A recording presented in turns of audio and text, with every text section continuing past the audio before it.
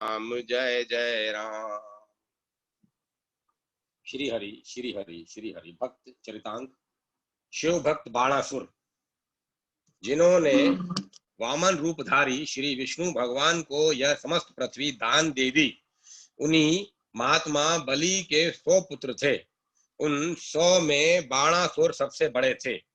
ये बड़े मान्य, उदार, बुद्धिमान, सत्य प्रतिज्ञ, दृढ़व्रत और शिव जी के परम भक्त थे। असुर वंश में प्रहलाद जी ऐसे कुल दीपक हुए कि उनके प्रभाव से उनका सारा वंश ही भक्त हो गया। प्रहलाद जी स्वयं परम भागवत विष्णु भक्त थे। पुण्यवान परम भागवतों की यहाँ जहाँ गणना होती है, वहां प्रहलाद जी का सर्वप्रथम नाम लिया जाता है। इनके पुत्र विरोचन थे। विरोचन के पुत्र बलि दानी, शिरोमणि और इतने सत्यवादी हुए कि साक्षात भगवान विष्णु को उनके यज्ञ में आना पड़ा और छद्म वेश से उन्हें बांधकर अंत में स्वयं बलि के प्रेम पाश में बंध जाना पड़ा। और तब से अब तक उनके दरवाजे पर द्वारपाल बनकर आप विराजमान हैं। बलि के 100 पुत्र हुए, उनमें बाणासुर सबसे श्रेष्ठ थे। इन्होंने हिमालय प्रांत के केदारनाथ जी के पास शोणितपुर को अपनी राजधानी बनाया। ये परम शिव भक्त और दृढ़ प्रतिज्ञ थे। इनके 1000 हाथ थे। यह हजारों वर्षों तक शिव जी की आराधना करते रहे। जब तांडव नृत्य के समय शंकर जी लय के साथ नाचते, तब ये 1000 हाथों से बाजे बजाते। इनकी सेवा से भूतनाथ भवानीपति परम प्रसन्न हुए। उन्होंने इन्हें वरदान मांगने को कहा। इन्होंने प्रार्थना की, प्रभु मुझे तो आपकी कृपा चाहिए। जैसे मेरे पिता के यहाँ सदा विष्णु भगवान विराजमान रहकर उनकी पुरी की रक्षा करते हैं, उसी प्रकार आप भी मेरी राजधानी के निकट सदा निवास करें और मेरी रक्षा करते रहें। आशुतोष भगवान ने कहा, अच्छी बात है, ऐसा ही होगा। यह कहकर शंकर जी वहां रहने लगे। अधिक बल, विद्या, धन, वैभव आदि पाकर अभिमान का होना स्वाभाविक है, किंतु जिनके कोई इष्ट है, तो जो भक्त है, उनकी अभिमान रूपी रोग को कल्याणकारी श्री इष्ट देव शीघ्र ही नष्ट कर देते हैं। इसी प्रकार बाणासुर को भी अपने बल का और 1000 भुजाओं का अभिमान हो गया था। वह पृथ्वी में लड़ाई के लिए अपने समान बल वाले को खोजता रहा। दिग्गज उनके बल को देखकर भाग गए। देवता डर गए और इंद्र ने हार मान ली। तीनों लोकों में बाणासुर को कोई भी परास्त नहीं कर सका। इससे उसका अभिमान और बढ़ गया। उसने शिव जी के पास जाकर उनके चरणों में प्रणाम करके कहा, भगवान, यह सहस्त्र बाहु मेरे लिए भार रूप ही है। इनसे युद्ध करने के लिए कोई बलि मुझे मिलता ही नहीं। क्या करूं, कैसे इनकी खुजली मिटाऊं। सर्व अंतर्यामी शिव उसकी दर्प भरी वाणी का अभिप्राय समझ, वे तो धारी हैं। उन्होंने बाणासुर को एक झंडी दी और कहा, जिस दिन यह झंडी स्वतः ही गिर पड़ेगी, उसी दिन समझना कि तुझसे अधिक बलि तुझसे लड़ने आएगा और तेरे दर्प को चूर्ण करेगा। झंडी लेकर बाणासुर प्रसन्नता के साथ घर लौट आया। कालांतर में भगवान वासुदेव ने आकर उसके मद को चूर्ण किया और उसकी 1000 भुजाओं में से केवल 4 को छोड़कर सभी को काट डाला। इतिहास इस प्रकार है। बाणासुर की एक उषा नाम की 16 वर्षीय विवाह योग्य कन्या थी। उसने एक दिन भगवान श्री कृष्णचंद्र के पुत्र अनिरुद्ध को स्वप्न में देखा। ऐसी मनोहर मूर्ति को देखते ही वह उस पर अनुरक्त हो गई। उसकी एक चित्र रेखा नाम की सखी थी। वह चित्र विद्या और आकाश में उड़ने की विद्या जानती थी। जब उषा जागी और घबराई, तब चित्र रेखा ने उस सबके चित्र जब उषा जागी और घबराई, तब चित्र रेखा ने सबके चित्र बनाए। जब अनिरुद्ध जी का चित्र बनाया तब उषा ने कहा, ये ही हैं। चित्ररेखा योग बल से वहां गई और रात्रि में सोते हुए अनिरुद्ध को उठा लाई और उन्हें उषा के महलों में रख दिया। बहुत दिनों तक अंतःपुर में रहने से धीरे धीरे यह बात उषा के पिता बाणासुर के कानों तक पहुंची। उस उसे बड़ा क्रोध आया और उसने एक दिन स्वयं जाकर अनिरुद्ध को पकड़ लिया और उन्हें कारागृह में बांध कर डाल दिया।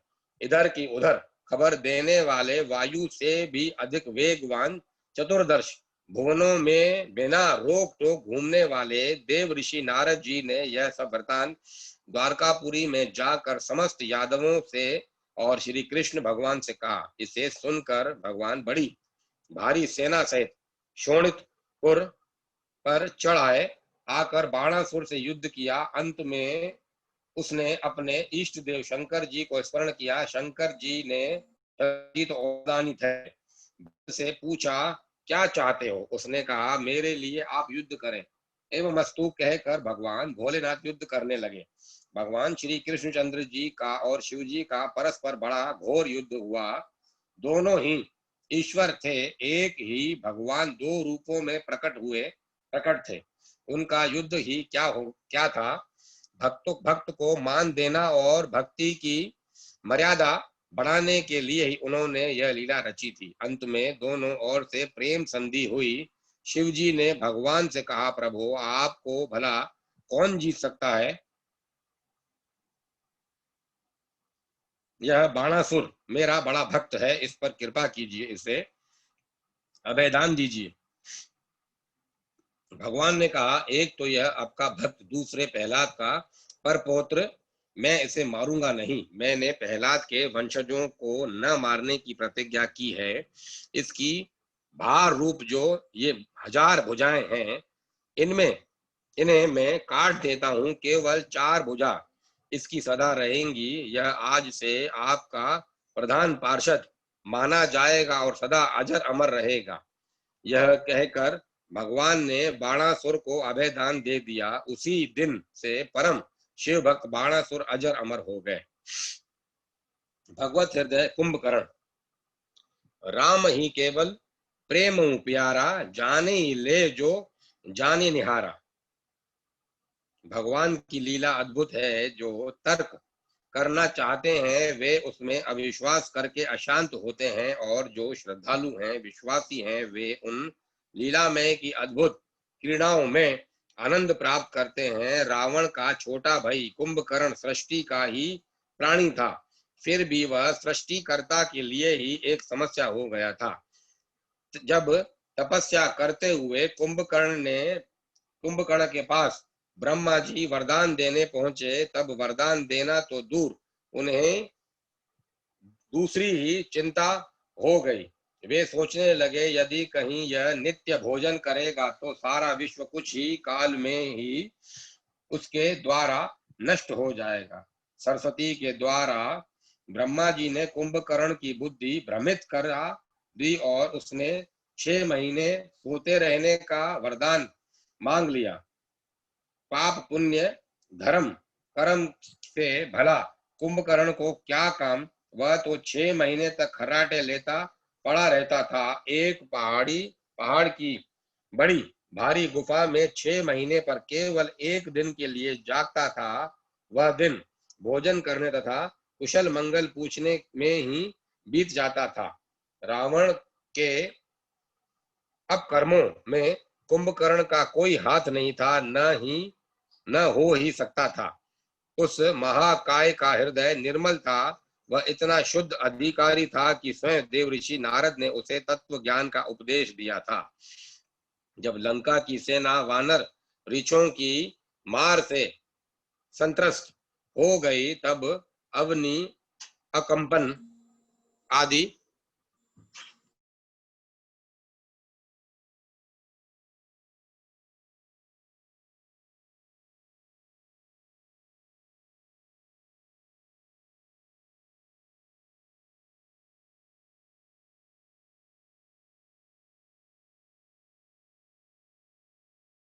वानर रीछों की मार से संत्रस्त हो गई। जब अवनी अकंपन आदि राक्षस नायक कपियों के हाथ मारे गए, तब रावण ने कुंभकर्ण को जगाने का आदेश दिया। अनेक उपायों के द्वारा किसी प्रकार राक्षस कुंभकर्ण को जगा सके। जागने पर सब बातें सुनकर कुंभकर्ण को बड़ा दुख हुआ। उसने रावण से कहा, जगदम्बा हरि अनि अब सठ चाहत कल्याण, भल न कीने ते निशिचरना, अब मोहि आई जगाई ही कहा। अजहू तात त्यागी अभिमाना, भजहू राम हो ये कल्याण। परंतु बड़े भाई का अनादर करना कुंभकर्ण को अभिष्ट नहीं था। वह तो अपने नेत्रों को सफल करना चाहता था। उसने अपनी एकमात्र इच्छा व्यक्त की, श्याम गात सरसी रूह लोचन, देखो जाई ताप त्रय मोचन। विभीषण जी जानते थे कुंभकर्ण के निष्कपट हृदय को। वे युद्ध के लिए आते हुए उस अपने भाई के समीप गए। कुंभकर्ण ने उनको बड़ी सुंदर शिक्षा दी। धन्य धन्य ते धन्य विभीषण, बहु तात निशिचर कुल भूषण। बंधु बंस ते किनई उजागर, भजऊ राम शोभा सुख सागर। बचन करम मन कपट तजी, भजऊ राम रणधीर। हृदय में भक्ति का यह निर्मल भाव लेकर कर्तव्य से विवश यह महाकाय युद्ध में आया। वह देखो जाय तापत्रय मोचन का संकल्प लेकर चला था। अतः भक्त वत्सल प्रभु ने भी कहा, मैं देखूं खल बल दलही, और वे राजीव नैन स्वयं कर सारंग साजी कटी भाथा। कुंभकर्ण के सम्मुख पहुंचे। संग्राम में पराक्रम प्रदर्शित करके श्री राम के बाणों से शरीर त्याग कर कुंभकर्ण उन प्रभु में ही लीन हो गया। तासु तेज प्रभु बदन समाना, सुर मुनि सबही अचंभव माना। परंतु इसमें आश्चर्य करने की कोई बात नहीं है। यह ठीक है कि कुंभकर्ण राक्षस था, राक्षसी आहार करने वाला था, तमोगुण रूपा घोर निंद्रा में पड़ा रहता था और रावण का पक्ष लेकर लड़ने आया था। किंतु श्री राम तो भाव देखते हैं और कुंभकर्ण का भावपूर्ण हृदय श्री रघुनाथ जी को परम ब्रह्म ही मानता था। किंतु श्री राम तो भाव देखते हैं और कुंभकर्ण का भावपूर्ण हृदय श्री रघुनाथ जी को पर ब्रह्म ही मानता था। वह उनके दर्शन करके उनके बाणों से देह त्याग कर कृतार्थ होने ही आया था और तब उसकी परम गति हो। इसमें आश्चर्य की भला कौन सी बात है। शरणागत भक्त श्री विभीषण जी, भगवान ने कहा, जो एक बार भी शरणागत होकर कहता है प्रभु मैं तुम्हारा हूं, उसे मैं संपूर्ण प्राणियों से अभय कर देता हूं। यह मेरा व्रत है। ब्रह्मा जी के मानस पुत्र महर्षि पुलस्त जी के विश्वा मुनि और विश्वा मुनि के एक पत्नी से कुबेर जी, दूसरी से रावण, कुंभकर्ण तथा विभीषण हुए। ब्रह्मा जी के मानस पुत्र महर्षि पुलस्त जी के विश्वा मुनि की पत्नी से कुबेर जी, दूसरे से रावण, कुंभकर्ण, विभीषण हुए। रावण कुंभकर्ण के साथ विभीषण भी कठोर तप करने लगे। जब ब्रह्मा जी उन्हें वरदान देने आए तब उन्होंने कहा, नाथ मुझे तो भगवान की अविचल भक्ति ही चाहिए। लोग सृष्टा तथास्तु कहकर चले गए। रावण ने असुरों की प्राचीन राजधानी लंका पर अधिकार किया और अपने भाइयों और के साथ वह वहीं रहने लगा।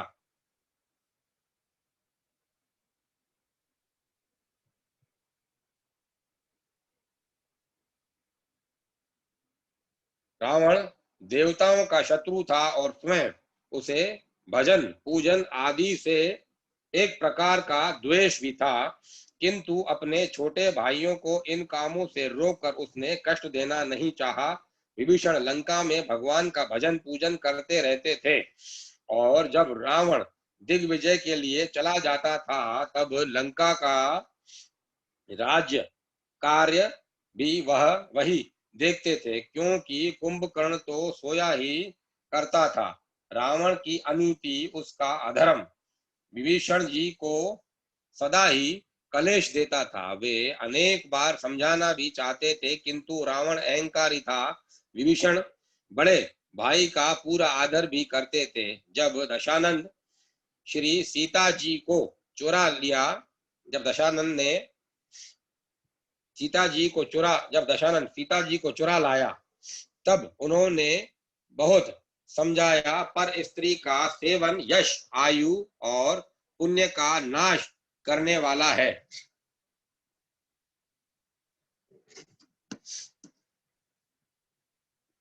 इस पाप से नरक होता है, और किसी सती को इस प्रकार ले आना और पीड़ा देना बहुत ही अनुचित है। परंतु रावण ने उनकी एक भी बात पर ध्यान नहीं दिया।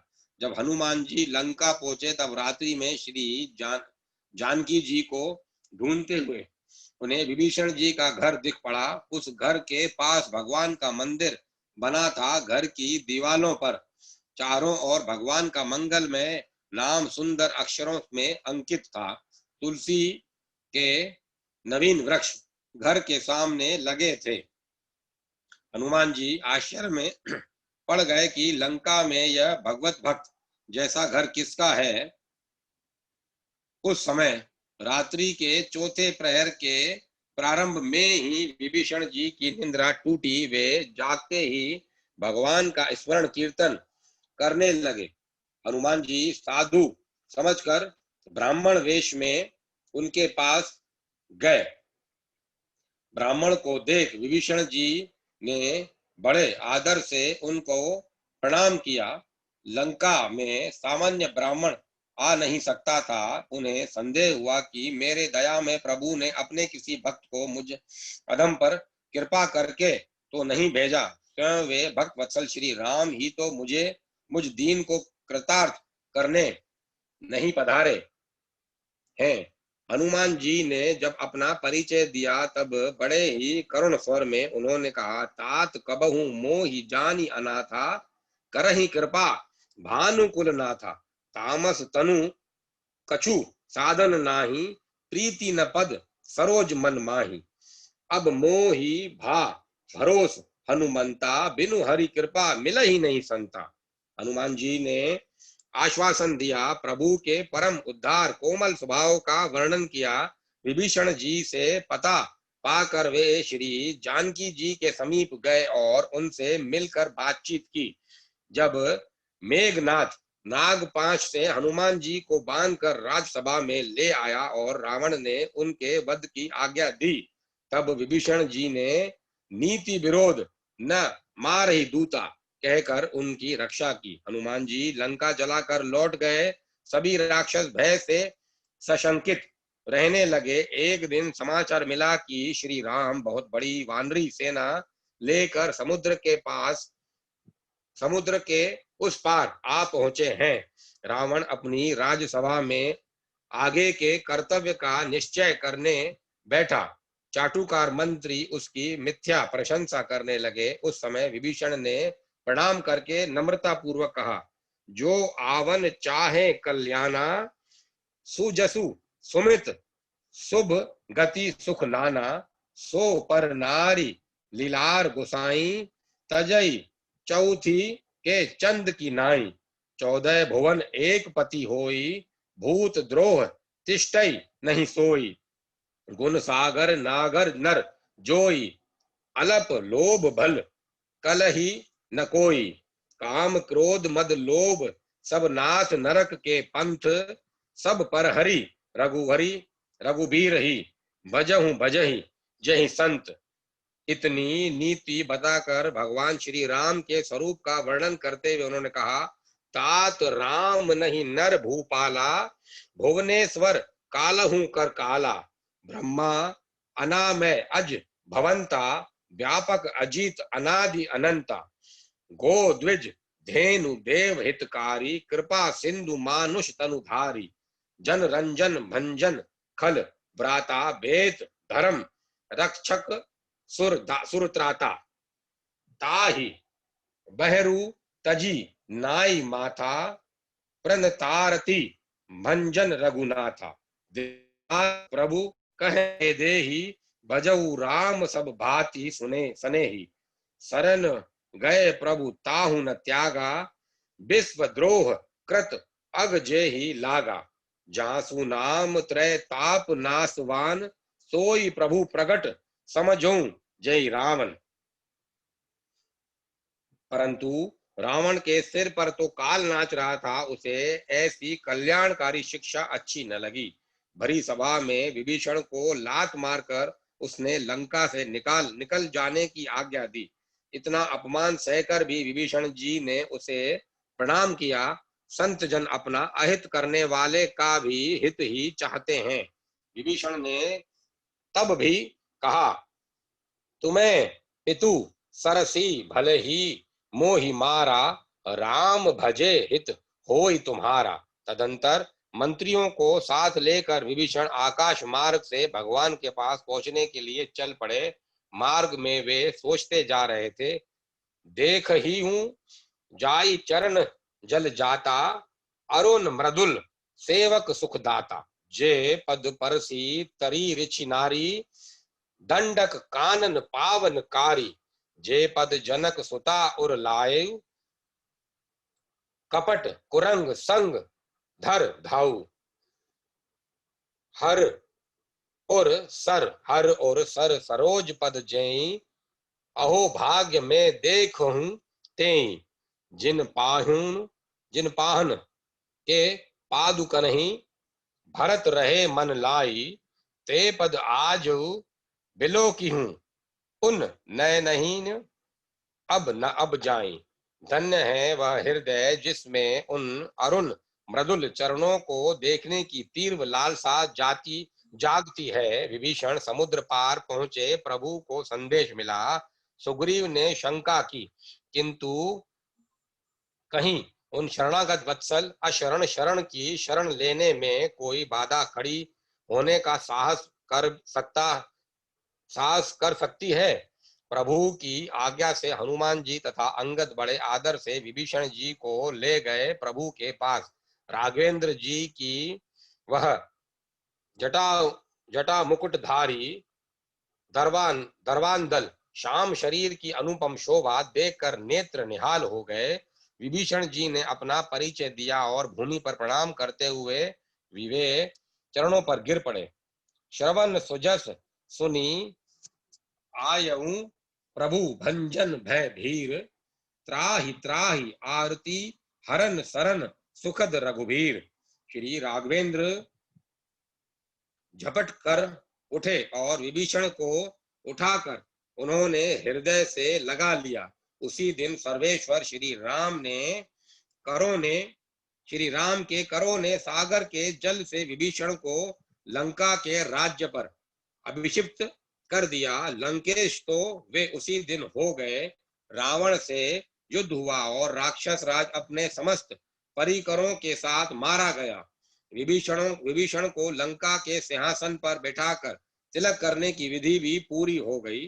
विभीषण का प्रभु बहुत सम्मान करते थे। उनकी सम्मति मानकर लक्ष्मण जी के विरोध करने पर भी और यह जानकर भी कि इससे कुछ लाभ न होगा, केवल विभीषण की सम्मति का मान रखने के लिए वे 3 दिन तक कुश बिछाकर समुद्र के किनारे निर्जल व्रत करते हुए समुद्र से मार्ग पाने की प्रार्थना करते रहे। रावण के मारे जाने के पश्चात जब विभीषण जी राजा हो गए, तब उन्होंने वानर रीछों का खूब सत्कार किया। पुष्पक विमान उन्होंने प्रभु की सेवा में अर्पण कर दिया और उस विमान में प्रभु के साथ ही वे अयोध्या आए। अयोध्या में श्री राघवेंद्र का राज्य अभिषेक हो जाने पर कुछ दिन वहां रहकर तब भगवान की आज्ञा से लंका लौटे। श्री राम की पुनः लंका यात्रा और सेतु भंग। लंका विजय के बहुत दिनों बाद एक समय भगवान श्री राम को भक्त श्री विभीषण का स्मरण हो आया। उन्होंने सोचा कि विभीषण धर्म पूर्वक शासन कर रहा है या नहीं। देव विरोधी व्यवहार ही राजा के विनाश का सूत्र है। मैं विभीषण को लंका का राज्य दे आया हूँ, अब जाकर उसे संभालना भी चाहिए। कहीं राज्य मद में उससे अधर्माचरण तो नहीं कर रहा।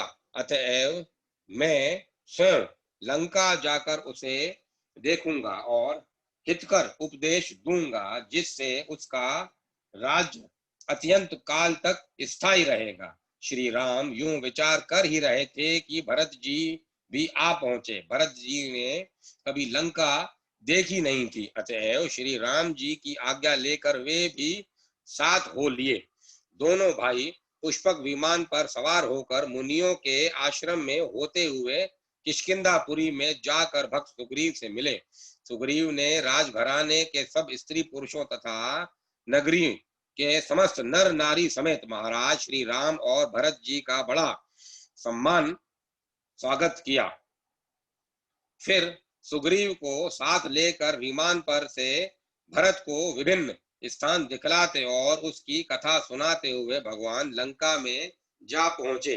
विभीषण को दूतों ने यह समाचार सुनाया, शुभ समाचार सुनाया। श्री राम के लंका पधारने का संवाद सुनकर विभीषण को बड़ी प्रसन्नता हुई। सारा नगर बात ही बात में सजाया गया और अपने मंत्रियों को साथ लेकर विभीषण अगवानी के लिए चले।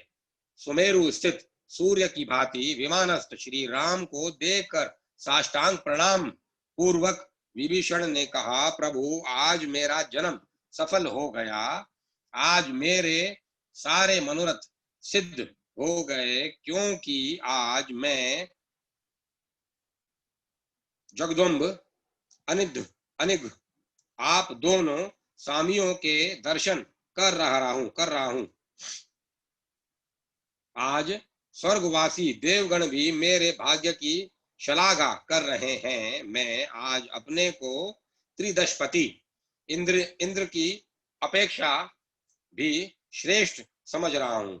सर्वरत्न सुशोभित उज्जवल भवन में महोत्तम सिंहासन पर श्री राम विराजे। विभीषण अर्घ्य देकर हाथ जोड़कर भरत और सुग्रीव की स्तुति करने लगे।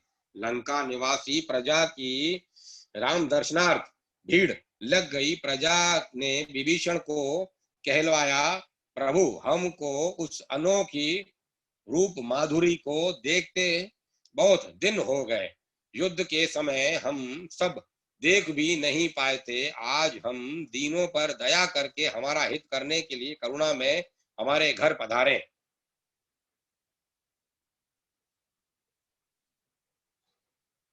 अतएव शीघ्र ही हम लोगों को उनके दर्शन कराइए।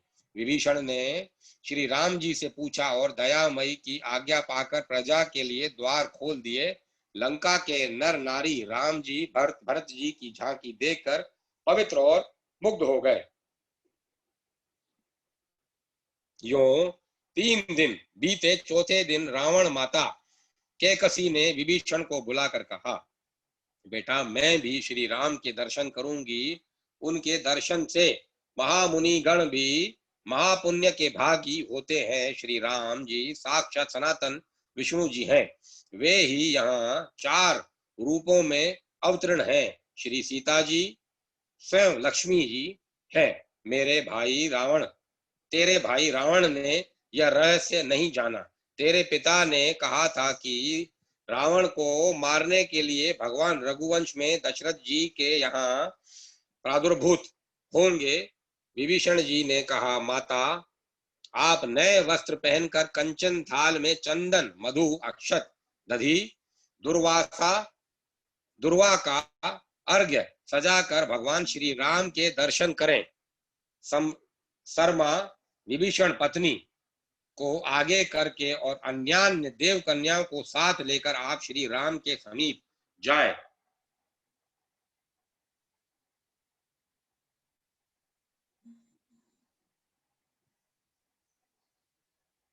मैं पहले ही वहां पहुंच जाता हूं। विभीषण ने श्री राम जी के पास जाकर वहां से सब लोगों को बिल्कुल हटा दिया और श्री राम जी से कहा, देव रावण की, कुंभकर्ण की और मेरी माता कैकसी आपके चरण कमलों में आपके चरण कमलों के दर्शनार्थ आ रही है। आप कृपा पूर्वक उन्हें दर्शन देकर कृतार्थ करें। श्री राम जी ने कहा, भाई तुम्हारी माँ है तो मेरी माँ ही है, मैं ही उनके पास चलता हूँ, तुम जाकर उनसे कह दो। इतना कहकर विभु श्री राम उठकर चले और कैकसी को देखकर मस्तक से उसे प्रणाम किया तथा बोले, आप मेरी धर्म माता हैं, मैं आपको प्रणाम करता हूँ। अनेक पुण्य और महान तप के प्रभाव से ही मनुष्य को विभीषण के दर्शन सदृश भक्तों की जननी के चरण दर्शन का सौभाग्य मिलता है। आज मुझे आपके दर्शन से बड़ी प्रसन्नता हुई। जैसे श्री कौशल्या जी हैं वैसे ही मेरे लिए आप हैं। बदले में कैकसी ने मातृ भाव से आशीर्वाद दिया और भगवान श्री राम को विश्वपति जानकर उनकी स्तुति की। इसके बाद शर्मा ने भगवान की स्तुति की। भरत को शर्मा का परिचय जानने की इच्छा हुई।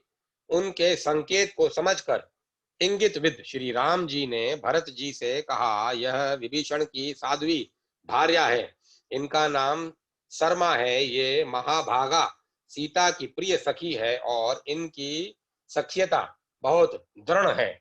इसके बाद शर्मा को समयोचित उपदेश दिया। फिर विभीषण जी को विविध उपदेश देकर कहा, निष्पाप देवताओं का प्रिय कार्य करना, उनका अपराध कभी न करना। लंका में कभी मनुष्य आए तो उनका कोई राक्षस वध न करने पाए। विभीषण ने आज्ञा अनुसार चलना स्वीकार किया। तदंतर वापस लौटने के लिए सुग्रीव और भरत जी सहित श्री राम जी विमान पर चढ़े। तब श्री विभीषण ने कहा, प्रभु यदि लंका का पुल त्यों ज्यों का त्यों बना रहेगा तो पृथ्वी के सभी लोग यहाँ आकर हम लोगों को तंग करेंगे। इसीलिए आप किसी लिए क्या करना चाहिए। भगवान ने विभीषण की बात सुनकर पुल को तोड़ डाला और 10 योजन के बीच के टुकड़े में फिर 3 टुकड़े कर दिए। तदंतर उस एक एक टुकड़े के फिर छोटे छोटे टुकड़े कर डाले, जिससे पुल टूट गया और यूं लंका के साथ भारत का मार्ग पुनः विच्छिन्न हो गया। विभीषण तथा उनके परिवार के प्रति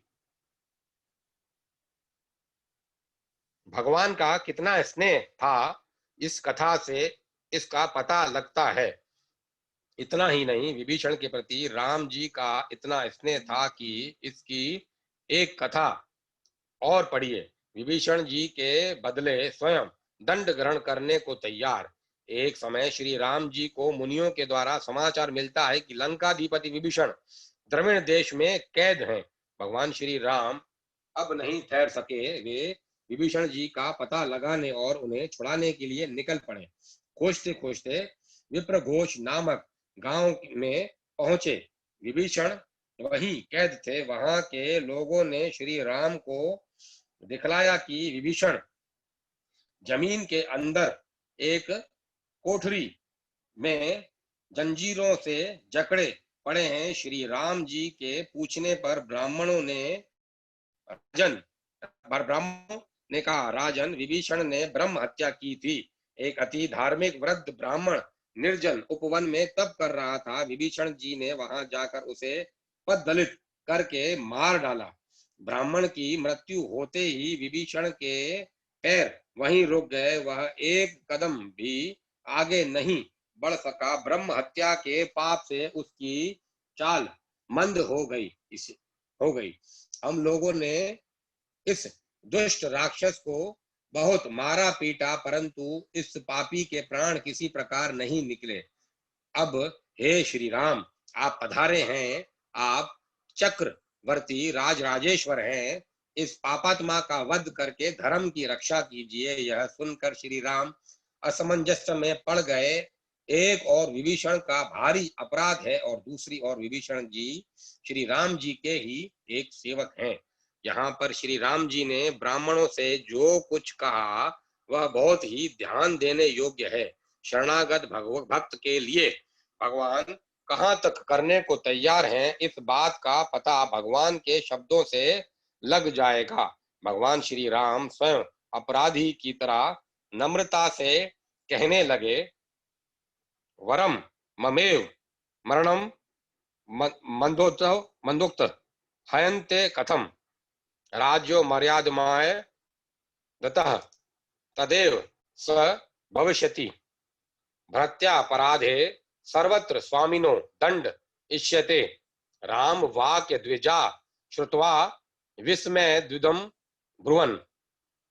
पद्म पुराण पाताल खंड में ये श्लोक है। द्विजवरों, विभीषण को तो मैं अखंड राज्य और आयु दे चुका, वह तो मर नहीं सकता, फिर उसमें उसके मरने की जरूरत ही क्या है? वह तो मेरा भक्त है, भक्त के लिए मैं स्वयं मर सकता हूँ। सेवक के अपराध की जिम्मेवारी तो वास्तव में स्वामी पर ही होती है। नौकर के दोष से मालिक ही दंड का पात्र होता है। अतएव विभीषण के बदले आप लोग मुझे दंड दीजिए। श्री राम के मुख से ऐसे वचन सुनकर ब्राह्मण मंडली आश्चर्य में डूब गई। जिसको श्री राम से दंड दिलवाना चाहते थे, वह तो श्री राम का सेवक है और सेवक के लिए उसके स्वामी स्वयं श्री राम ही दंड ग्रहण करना चाहते हैं। आहा हा, स्वामी हो तो ऐसा हो। भ्रांत मनुष्यों, ऐसे स्वामी को विसार कर अन्य किस साधन से सुखी होना चाहते हो? ब्राह्मण उसे दंड देना भूल गए। श्री राम जी के मुख से ऐसे वचन सुनकर ब्राह्मणों को यह चिंता हो गई कि विभीषण जल्दी छूट जाए और अपने घर जा सके तो अच्छी बात है। वे विभीषण को छोड़ तो सकते थे, परंतु छोड़ने से क्या होता? ब्रह्म हत्या के पाप से उसकी तो गति रुकी हुई थी। अतएव ब्राह्मणों से कहा, राम भद्र, इस प्रकार उन्हें बंधन में पड़े रखना उचित नहीं है। आप वशिष्ठ प्रभृति मुनियों की राय से उन्हें छुड़ाने का प्रयत्न कीजिए। अनंतर श्री राम जी ने प्रधान मुनियों से पूछकर विभीषण के लिए 360 गोधन का प्रायश्चित बतलाकर उन्हें छुड़ा दिया। प्रायश्चित द्वारा विशुद्ध होकर जब विभीषण भगवान श्री राम जी के सामने आकर सादर प्रणाम करने लगे, तब श्री राम जी ने उन्हें सभा में ले जाकर हंसते हुए यह शिक्षा दी, ऐसा कार्य कभी नहीं करना चाहिए जिसमें अपना हित हो, वही कार्य करना चाहिए। हे राक्षस राज, तुम मेरे सेवक हो, अतएव तुम्हें साधुशील होना चाहिए, सर्वत्र दयालु रहना चाहिए। विभीषण जी वस्तुतः भगवान के श्रेष्ठ भक्त हैं और 7 चिरंजीवियों में से एक हैं। स्वयं श्री राम जी ने उन्हें अपना सखा कहकर बार बार उनकी बड़ी प्रशंसा की। असुर भक्त गुणाकेश बहुत पहले सृष्टि के आरंभ में ही महासुर गुणाकेश तांबे का शरीर धारण करके 14,000 वर्ष तक अडिंग श्रद्धा और बड़ी दृढ़ता के साथ भगवान की आराधना करता रहा। उसकी निश्चय पूर्ण तीव्र तपस्या से संतुष्ट होकर भगवान उसके रमणीय आश्रम पर प्रकट हुए। तपस्या निरत गुणाकेश भगवान को देखकर कितना आनंदित हुआ, यह बात कही नहीं जा सकती। शंख चक्र गदाधारी चतुर्भाऊ पीतांबर पहने मंद मंद मुस्कुराते हुए भगवान के चरणों पर वह गिर पड़े। उसके सारे शरीर में रोमांच हो आया, आंखों से आंसू बहने लगे, हृदय गदगद हो गया, गला रुध गया और वह उनसे कुछ भी बोल नहीं सका। थोड़ी देर के बाद जब कुछ संभला, तब अंजलि बांधकर सिर झुकाकर भगवान के सामने खड़ा हो गया।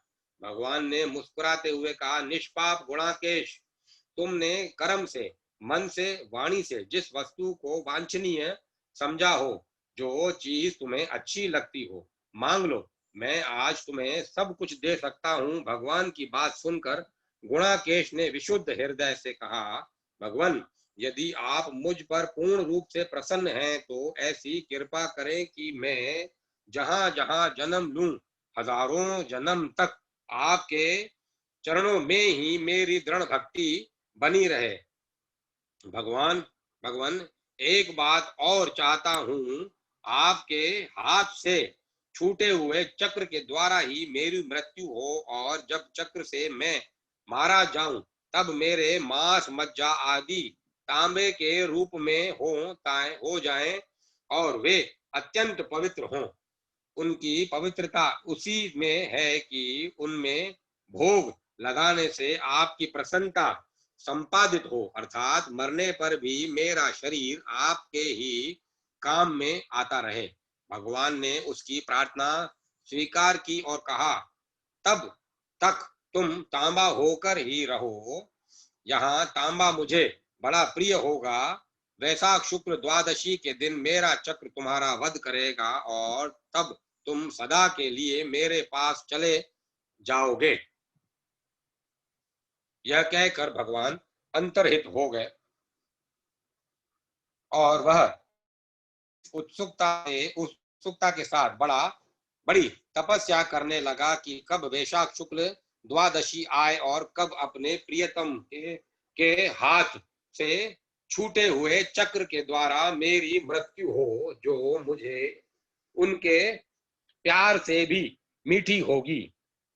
अंत में वह द्वादशी आ गई। बड़े उत्साह के साथ वह भगवान की पूजा करके प्रार्थना करने लगा, प्रभु, शीघ्रातिशीघ्र धधकती हुई आग के समान ज्वालाए मान चक्र मुझ पर छोड़ो। अब विलंब मत करो। नाथ, मेरे शरीर को टुकड़े टुकड़े करके मुझे शीघ्रातिशीघ्र अपने चरणों की सन्निधि में बुला लो। अपने भक्त की सच्ची प्रार्थना सुनकर भगवान ने तुरंत ही चक्र के द्वारा उसके शरीर को टुकड़े टुकड़े करके अपने पास बुला लिया और अपने प्यारे भक्त का सारा शरीर होने के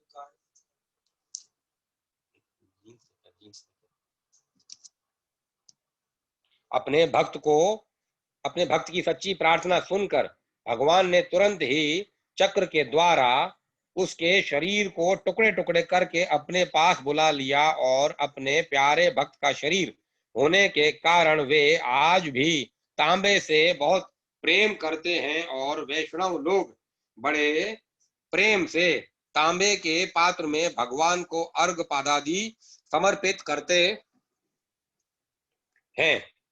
इसी के मल से सीसा, लाख, कांसा, रूपा और सोना आदि भी बने हैं। तभी से भगवान को तांबा अत्यंत प्रिय है। असुर भक्त गए। असुर पुत्रों, भगवान मुकुंद को प्रसन्न करने के लिए न तो ब्राह्मण, क्षत्रिय, वैश्य वर्ण रूप द्विज होना पर्याप्त है और न देवता अथवा ऋषि होना। वे दया में न तो आचार से प्रसन्न होते हैं, न बहुत ही शास्त्रों का ज्ञान होने से। यह उपदेश प्रहलाद जी ने पादकल्प में अपने सहपाठी दैत्य पुत्रों को दिया था। असुर वंश में उत्पन्न होने पर भी गय परम भागवत था। उसमें अधर्म का लेश भी नहीं था। उसने दैत्य कुल तिलक अपने पूर्वज प्रहलाद जी के उपदेश को हृदय में धारण कर लिया और तपस्या करने लगा। गय की तपस्या अत्यंत कठोर थी। वह एक पैर से सहस्त्रों वर्ष निर्जल निराहार खड़ा रहा। भगवान में उसका चित्त लगा हुआ था। उसके हृदय में भगवान की मनमोहिनी मूर्ति प्रत्यक्ष हो गई थी। हृदय में भगवान की जो अमृतमयी दिव्य झांकी होती थी, उससे गय का शरीर सदा पुलकित रहता था। उसे भूख, प्यास, सर्दी, गर्मी आदि का पता तक नहीं था। उसका शरीर भीतर के अनंत आहाद आह्लाद के कारण बिना कुछ खाए पिए भी सुपुष्ट था। उसका बल तनिक भी घटता नहीं था, उसका तेज दिशाओं में बढ़ता ही जाता था।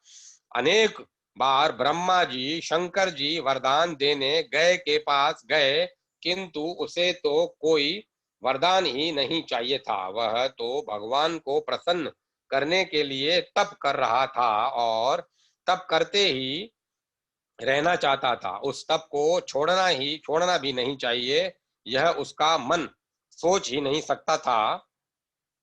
इस तप को छोड़ना भी चाहिए, यह उसका मन सोच ही नहीं सकता था। इंद्र, वरुण आदि ने उसे मार देने के लिए अनेक प्रयत्न किए, किंतु गय के शरीर पर किसी अस्त्र शस्त्र का कोई प्रभाव नहीं होता था और वह महात्मा क्रोध करना तो दूर, किसी की ओर नेत्र उठाकर देखता तक नहीं था।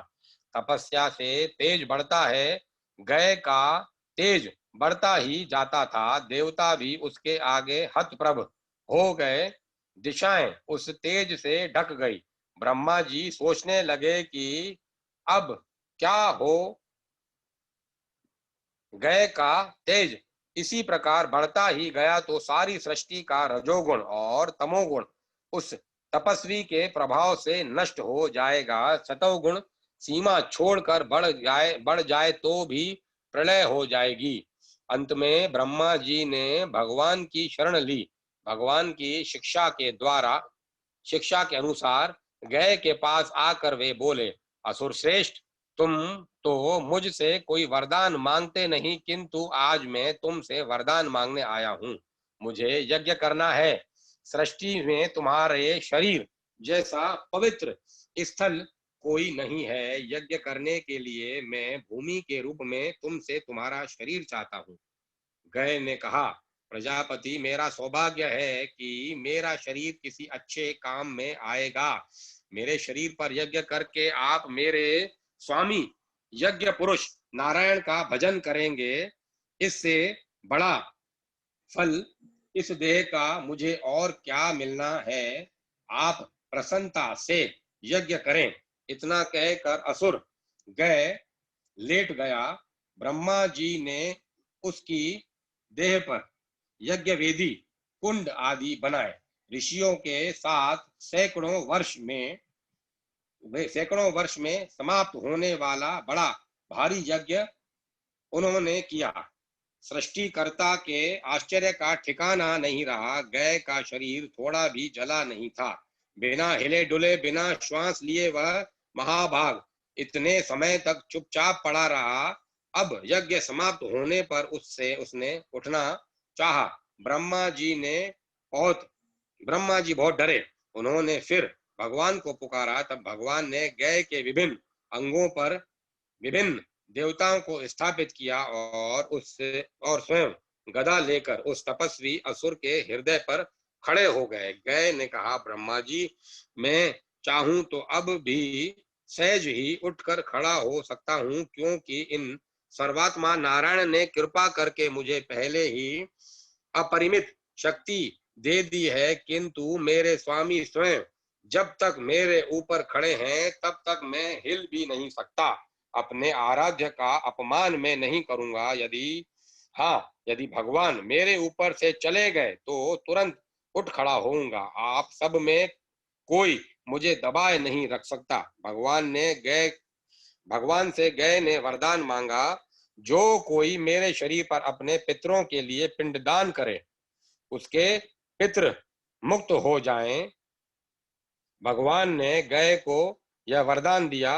गया का पूरा तीर्थ क्षेत्र गय के शरीर पर ही है और भगवान गदाधर उसके हृदय देश पर अब भी श्री विग्रह के रूप में स्थित हैं। श्री विष्णु पद के उस तीर्थ में पितरों को पिंड दान करने से अक्षय तृप्ति प्राप्त होती है और वे सारे कलेशों से छूट जाते हैं। असुरराज भक्त व्रत। हे पुण्य कीर्ति प्रभु, अपने कर्मों से संसार चक्र में घूमते हुए मेरी मित्रता आपके भक्तों से, आपके जनों से स्त्री पुत्र घर आदि में जो आसक्त हो रहा है ऐसा न हो। अब आपको छोड़ और कहीं आसक्ति न करे। हे पुण्य कीर्ति प्रभु, अपने कर्मों से संसार चक्र में घूमते हुए मेरी मित्रता आपके भक्तों से, आपके जनों से ही हो। हे स्वामी, मेरा चित्त आपकी माया के कारण स्त्री पुत्र घर आदि में जो आसक्त हो रहा है ऐसा न हो। यह अब आपको छोड़ और कहीं आसक्ति न करे। एक बार देवराज इंद्र ने आचार्य बृहस्पति के देव सभा में आने पर गर्ववश उनका सत्कार नहीं किया। इससे बृहस्पति जी रुष्ट होकर योग बल से ऐसे स्थान पर चले गए कि ढूंढने पर भी देवताओं को मिले नहीं। गुरुहीन देवताओं पर असुरों ने चढ़ाई कर दी और देवता हार गए। ब्रह्मा जी की सम्मति से देवताओं ने त्वष्टा के पुत्र विश्वरूप को पुरोहित बनाया। विश्वरूप को नारायण कवच का ज्ञान था। उसके प्रभाव से बलवान होकर इंद्र ने असुरों को पराजित किया, किंतु विश्वरूप की माता असुर कन्या थी। इंद्र को संदेह हुआ कि विश्वरूप प्रत्यक्ष तो हमारी सहायता करते हैं, पर गुप्त रूप से असुरों को भी आविर्भाव पहुंचाते हैं। इस संदेह से क्रोधवश इंद्र ने विश्वरूप को मार डाला। पुत्र की मृत्यु से दुखी त्वष्टा ने इंद्र से बदला लेने के लिए उसका शत्रु उत्पन्न हो ऐसा संकल्प करके अभिचार यज्ञ किया।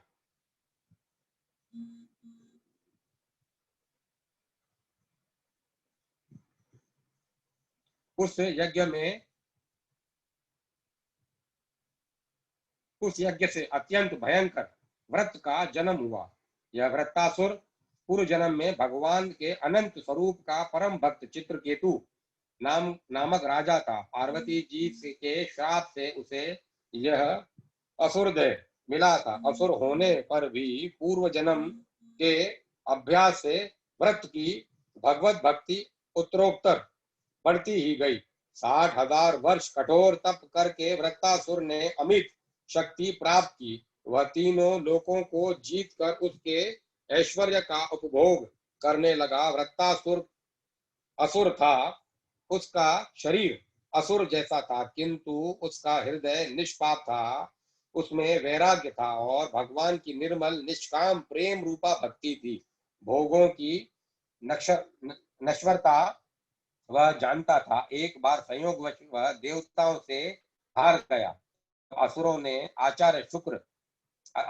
के आचार्य शुक्र उसके पास आए। उस समय आचार्य को यह देखकर आश्चर्य हुआ कि व्रत के मुख पर राज्यच्युत होने का तथा पराजय का कोई खेद नहीं है। उन्होंने उसका कारण पूछा। उस महान असुर ने कहा, भगवान, सत्य और तप के प्रभाव से मैं जीवों की जन्म मृत्यु तथा सुख दुख के रहस्यों को जान गया हूँ। इससे मुझे किसी भी अवस्था में हर्ष या शोक नहीं होता। जीव अपने कर्मों के अनुसार पुण्य का फल भोगने स्वर्ग तथा पाप का फल भोगने नरक जाता है और वहां के फल भोग से बचे कर्मों के परिणाम स्वरूप उसे मनुष्य, पशु, पक्षी आदि योनियों में जन्म लेना पड़ता है। मरकर फिर वह इसी प्रकार स्वर्ग नरकादि में जाता है। भगवान ने कृपा करके मुझे अपने तत्व का ज्ञान करा दिया है। इससे जीवों के आवागमन तथा भोगों के मिलने न मिलने में मुझे विकार नहीं होता। मैंने घोर तप करके ऐश्वर्य पाया और फिर अपने कर्मों से ही उसका नाश कर दिया। मुझे उस ऐश्वर्य के जाने का तनिक भी शोक नहीं है। इंद्र से युद्ध करते समय मैंने अपने स्वामी श्री हरि के दर्शन किए थे। भगवान की कृपा से और पहले किए तप के अवशिष्ट पुण्य प्रभाव से मेरी बुद्धि अभी शुद्ध है। मैं आपसे और कोई इच्छा न करके यही प्रार्थना करता हूँ कि किस कर्म से किस प्रकार भगवान की प्राप्ति हो, यह आप मुझे उपदेश करें। शुक्राचार्य जी ने व्रत की भगवत भक्ति की प्रशंसा की और भगवान के प्रति नमस्कार किया। उसी समय सनकादि कुमार वहां घूमते हुए आ पहुंचे। शुक्राचार्य तथा व्रत ने उनका आदर पूर्वक पूजन किया। शुक्राचार्य के पूछने पर सनत कुमार जी ने कहा, जो भगवान संपूर्ण विश्व में स्थित हैं, जो सृष्टि पालन तथा संहार के परम कारण है, वह श्री नारायण शास्त्र ज्ञान उग्र तप और यज्ञ के द्वारा नहीं मिलते। मन सहित सब इंद्रियों को सांसारिक विषयों से हटाकर उनमें लगाने से ही वे प्राप्त होते हैं। जो दृढ़तर अभ्यास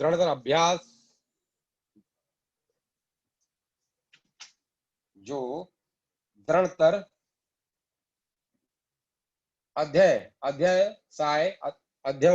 अध्यवसाय है, निष्काम भाव पूर्वक भगवान को प्रसन्न करने के लिए कर्तव्य कर्म करते हैं और शम दम आदि साधनों को करके चित्त शुद्धि प्राप्त कर लेते हैं, वे ही इस आवागमन चक्र से छूटते हैं। जैसे बार बार तपाने पर सोना शुद्ध होता है, वैसे ही अनेक जन्मों तक प्रयत्न करते रहने से जीव भी शुद्ध हो जाता है। जैसे थोड़ी सुगंधी से सरसों का तेल अपनी गंध नहीं छोड़ता, वैसे ही थोड़े यत्न से चित्त का मल नहीं मिटता। शरीर के मल के समान हृदय का मेल भी साधनों से दूर होता है। प्रबल प्रयत्न करने वाला पुरुष एक जन्म में भी हृदय को शुद्ध कर लेता है। बुद्धि के विषयासक्ति आदि दोष बार बार के महान प्रयत्न से नष्ट हो जाते हैं। सचराचर में एकमात्र भगवान ही व्याप्त हैं। सभी रूपों में वे नारायण ही दिखलाई पड़ रहे हैं। निर्मल हृदय पुरुष जन्म दृष्टि से सबको नारायण स्वरूप देखते हैं। इस समदृष्टि से वे ब्रह्म भाव को प्राप्त हो जाते हैं। सभी जीव मरकर अपने प्रारब्ध अनुसार नाना योनियों में जन्म लेते हैं और फिर मृत्यु को प्राप्त होते हैं। इसी प्रकार यह ब्रह्मांड भी सृष्टि प्रलय के चक्र में है, किंतु जो इंद्रियों को संयत करके सुख दुख में सम रहते हैं, जो निर्मल मन से परम पवित्र भगवत भक्ति को जानना चाहते हैं, वे ब्रह्म साक्षात्कार करके दुर्लभ मोक्ष स्वरूप अविनाशी पर ब्रह्म को प्राप्त कर लेते हैं। वृत्तासुर अब दृढ़ निश्चय से सर्वत्र सब में भगवान का अनुभव करने लगा। वह ऐसा भगवत भाव युक्त हो गया कि उसकी तुलना कहीं संभव ही नहीं। राज्यहीन होने पर भी निर्भय होकर वह अपने शत्रु देवताओं के बीच में रहने लगा। इंद्र आदि देवताओं ने उसे मारने का बहुत प्रयत्न किया, पर वे सफल न हुए। मारने वालों के तेज को वह हरण कर लेता था और उनके अस्त्र शस्त्र निगल जाता था। जब देवताओं ने भगवान की शरण ली, उन्होंने भगवान की बहुत ही ज्ञानमयी स्तुति की। भगवान ने प्रकट होकर कहा, देवताओं, मैं तुम पर प्रसन्न हूँ। मेरे प्रसन्न होने पर फिर जीव को कुछ भी दुर्लभ नहीं रहता, किंतु जिनकी बुद्धि अनन्य भाव से मुझ में लगी है, जो मेरे तत्व को जानते हैं, वे मुझे छोड़कर और कुछ नहीं चाहते। विषयों को ही यथार्थ मानने वाला पुरुष विषयों की ही इच्छा करता है, क्योंकि वह अपने वास्तविक कल्याण को जानता नहीं। ऐसे विषय की इच्छा करने वाले को कोई विषय ही दे तो वह भी अज्ञानी ही कहा जाएगा। जैसे अच्छा वेद रोगी के चाहने पर भी उसे कुपथ्य नहीं देता, वैसे ही सत्य पुरुष अज्ञानी विषयोच्चुक को बंधनकारी भोग देने वाले कर्मों का उपदेश नहीं करते। भगवान के इस उपदेश का तात्पर्य स्पष्ट है। बहुत ज्ञानमयी स्तुति करके भी देवता व्रत का वध चाहते हैं। उन्हें स्वर्ग के भोग को निर्विघ्न भोगने की तुच्छ कामना थी। दया में भगवान उन पर प्रसन्न थे, फिर भी वे भगवान को सर्वदा के लिए पाने की प्रार्थना नहीं कर रहे थे,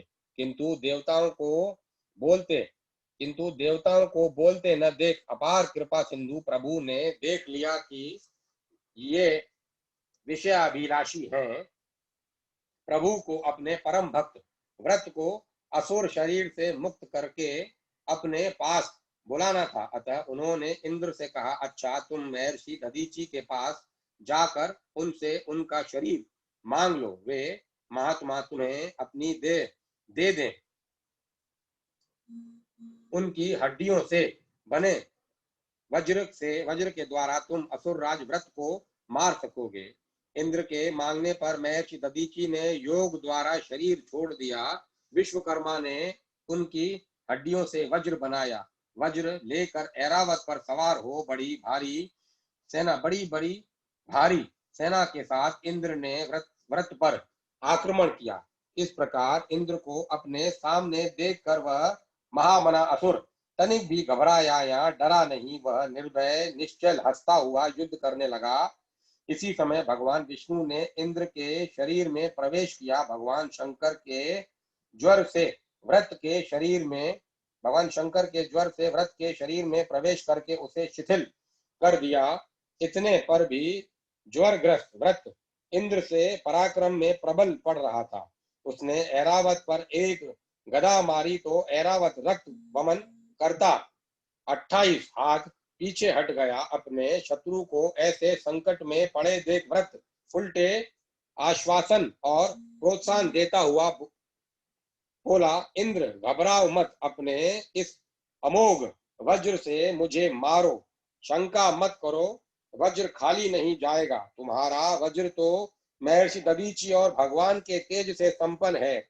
जहां भगवान है वहीं विजय है, वहीं लक्ष्मी है और सारे गुण भी वही हैं। भगवान की सच्ची कृपा मुझ पर है। मैं अपने मन को भगवान के चरण कमलों में लगाकर तुम्हारे वज्र द्वारा इस शरीर के बंधन से छूटकर योगियों के लिए भी दुष्प्राप्य परम धाम को प्राप्त कर लूंगा। इंद्र, जिनकी बुद्धि भगवान में लगी है, उन श्री हरि के भक्तों को स्वर्ग, पृथ्वी या पाताल की संपत्ति भगवान कभी नहीं देते, किंतु ये संपत्तियां रोग, द्वेष, उद्वेग, आवेग आदि व्याधि, मद, मोह, अभिमान, शोभ, व्यसन, विवाद, परिश्रम, कलेश आदि को ही देती हैं। निर्बोध शिशु को माता पिता कभी अपने हाथों क्या विष दे सकते हैं? मेरे स्वामी दया में हैं। वे अपने प्रिय जन को विषय रूप विष न देकर उसके अर्थ, धर्म, काम संबंधी प्रयत्न का ही नाश कर देते हैं।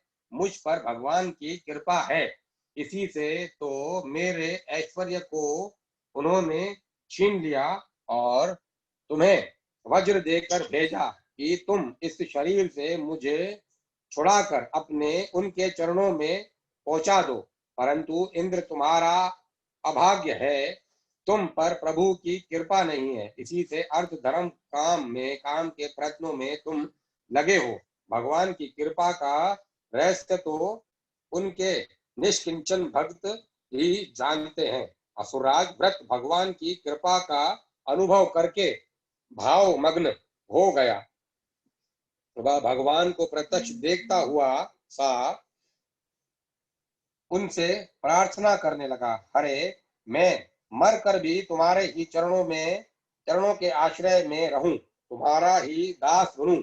मेरा मन तुम्हारे गुणों का सदा स्मरण करता रहे, मेरी वाणी तुम्हारे ही गुण कीर्तन में लगी रहे, मेरा शरीर तुम्हारी सेवा करता रहे। मेरे समर्थ स्वामी, मुझे स्वर्ग, ब्रह्मा का पद, सार्वभौम राज्य, पाताल का स्वामित्व, योग सिद्धि और मोक्ष भी नहीं चाहिए। मैं तो चाहता हूं कि पक्षियों के जिन बच्चों में के अभी पंख न निकले हों, वे जैसे चुगा लाने गई हुई अपनी माता के आने की उत्सुक प्रतीक्षा करते हैं, जैसे रस्सी से बंधे भूख से व्याकुल छोटे बछड़े अपनी माता गौ का स्तन पीने के लिए उतावले रहते हैं, जैसे पतिव्रता स्त्री अपने दूर देश गए पति का दर्शन पाने को उत्कंठित रहती है, वैसे ही आपके दर्शन के लिए मेरे प्राण व्याकुल रहें। इस संसार चक्र में मैं अपने कर्मों से जहां भी जाऊं, वहीं आपके भक्तों से मेरी मित्रता हो और आपकी माया से जो यह देह स्त्री पुत्रादि में आसक्ति है, वह मेरे चित्त का स्पर्श न करे। प्रार्थना करते करते व्रत ध्यान मग्न हो गए। कुछ देर में सावधान होने पर वह इंद्र की ओर त्रिशूल उठाकर दौड़ा। इंद्र ने वज्र से व्रत की वह दाहिनी भुजा काट दी। व्रत ने फिर परीघ उठाकर बाएं हाथ से इंद्र की ठुड्डी पर मारा।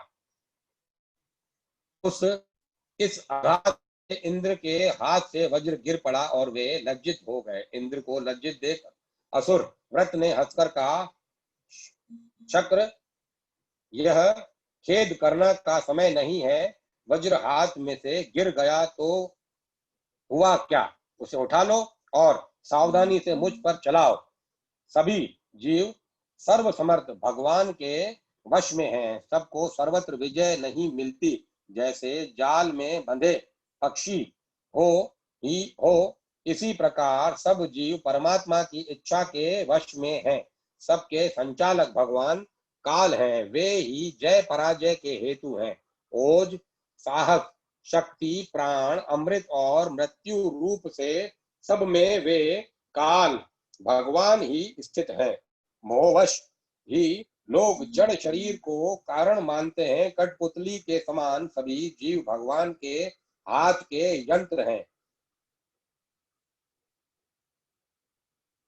जो लोग नहीं जानते कि ईश्वर के अनुग्रह के बिना प्रकृति में तत्व, अहंकार, पंचभूत इंद्रियां, मन आदि कुछ नहीं कर सकते, वे लोग ही अज्ञानवश पराधीन देह को स्वाधीन मानते हैं। प्राणियों का उत्पत्ति विनाश काल की प्रेरणा से ही होता है। जैसे बिना चाहे प्रारब्ध एवं काल की प्रेरणा से दुख, अयश, दरिद्रता मिलती है, उसी प्रकार भाग्य से ही लक्ष्मी, आयु, यश और ऐश्वर्य प्राप्त होते हैं। जब ऐसी बात है, तब यश अपयश, जय पराजय, सुख दुख, जीवन मरण के लिए कोई क्यों हर्ष विषाद करे। सुख दुख तो गुणों के कार्य हैं और सतव रज तम, ये तीनों गुण प्रकृति के हैं, आत्मा के नहीं। जो अपने को तीनों गुणों का साक्षी आत्मा जानता है, वह सुख दुख से लिप्त नहीं होता। इंद्र ने वृत्तासुर के निष्कपट दिव्य भाव की प्रशंसा की। दानवेंद्र, तुम तो सिद्धा अवस्था को प्राप्त हो गए हो। तुम सब में एक ही आत्मा को देखने वाले भगवान के परम भक्त हो। तुम आसुरी भाव को छोड़कर महापुरुष हो गए हो। तुम सबको मोहित करने वाली भगवान की माया से पार हो चुके हो। आश्चर्य की बात है कि रजोगुणी स्वभाव होने पर भी तुमने अपने चित्त को दृढ़ता से सतव मूर्ति भगवान वासुदेव में लगा रखा है। तुम्हारा स्वर्गवादी के भोगों में अनासक्त बन होना ठीक ही है। आनंद सिंधु भगवान की भक्ति के अमृत सागर में जो विहार कर रहा है, उसे स्वर्ग आदि सुख जैसे नन्हे गड्ढे में भरे खुरे खारे गंदे जल से प्रयोजन भी क्या।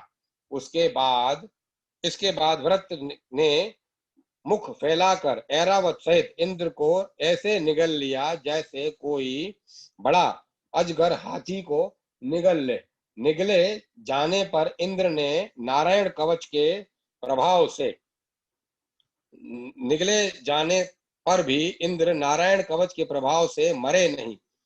वज्र से असुर का पेट फाड़कर यूं निकल आए और फिर उसी वज्र से उन्होंने उस दानव का सिर काट डाला। व्रत के शरीर से एक दिव्य ज्योति निकली, जो भगवान के स्वरूप में लीन हो गई। भगवान शेष। शास्त्रों में भगवान के पंचविध स्वरूप माने गए हैं। इनमें एक रूप विहू के नाम से परिचित है। यह रूप सृष्टि, पालन और संहार करने के लिए, संसारी जनों का संरक्षण करने के लिए और उपासकों पर अनुग्रह करने के लिए ग्रहण किया जाता है। वासुदेव, संकर्षण, प्रद्युम्न और अनिरुद्ध ये चार व्यू के व्यू हैं। वास्तव में संकर्षण आदि तीन ही व्यू हैं। वासुदेव ने व्यू मंडल में आकर व्यू रूप में केवल गिने जाते हैं। इनमें से संकर्षण जीव तत्व के अधिष्ठाता हैं। उनमें ज्ञान और बल, इन दो गुणों की प्रधानता है। यही शेष अथवा अनंत है। अनंत के रूप में पाताल मूल में रहते हैं और प्रलय काल में इन्हीं के मुख में से संवर्तक अग्नि प्रकट होकर सारे जगत को भस्म कर देती है। ये ही भगवान आदि पुरुष नारायण के पर्यंक रूप में क्षीर सागर में रहते हैं। ये अपने सहस्त्र मुखों के द्वारा निरंतर भगवान का गुणानुवाद करते रहते हैं और अनादि काल से यूं करते रहने पर भी अघाते या उबते नहीं हैं। ये भक्तों के परम सहायक हैं और जीव को भगवान की शरण में ले जाते हैं।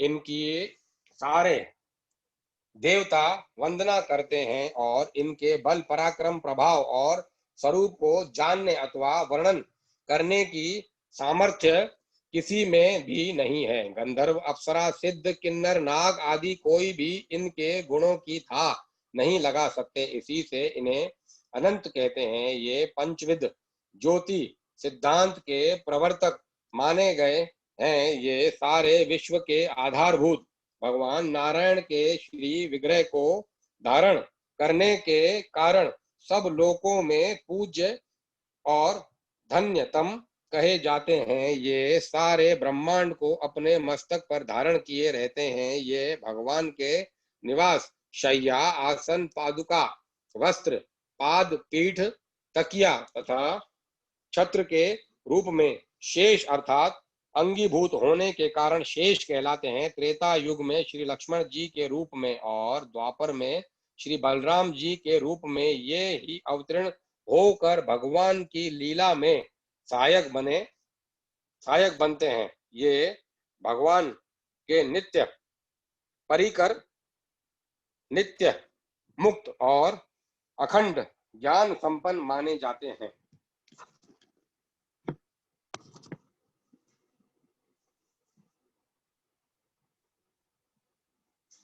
अब मैं कथा को ही विराम देता हूँ। कल पढ़ेंगे भक्तराज गरुड़ जी और फिर भक्तराज काकभूषुंडी जी।